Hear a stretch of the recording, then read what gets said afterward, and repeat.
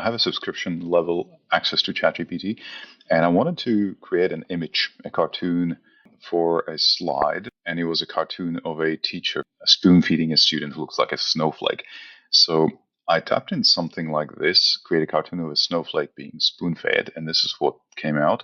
I thought it was a bit too cheesy and cheerful and not quite where I was going with it.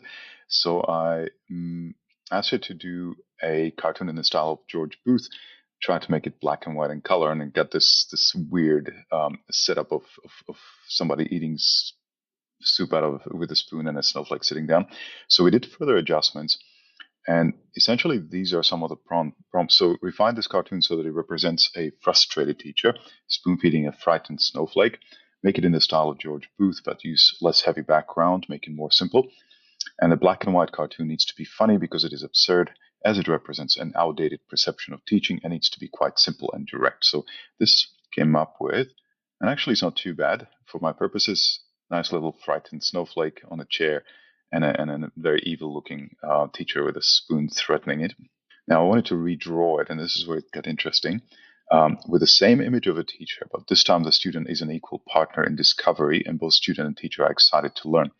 So I got this out of it, and I really was not too excited about this version of it.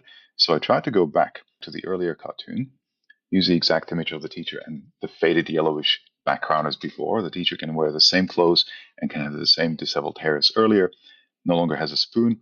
This is what I ended up with. The student is a little kid. We get this Einstein figure with this gigantic wooden spoon in front of a board, and like an easel that looks like a board. Not quite where I was going with that. So I said that's better. Now adjust this most recent cartoon so the teacher doesn't have a spoon, and let's make it two students, a male and a female, university age, in front of the board together with a teacher. Now I asked it to not have a spoon, and this is what I got. I still got this kind of magnifying glass looking spoon thing. At least it started to look somewhere where I wanted to go.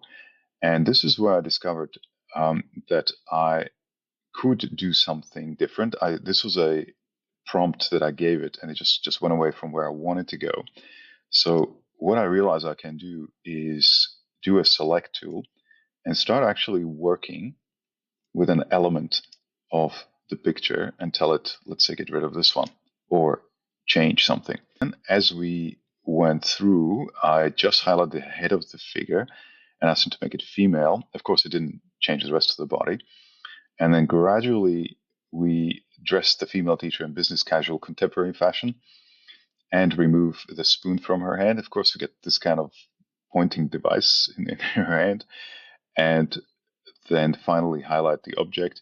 Still had this really weird extended finger sticking out of her until finally I highlighted this little object there. Say to open the finger so it looks a bit more natural, but it just gave me this, and I just left it at that.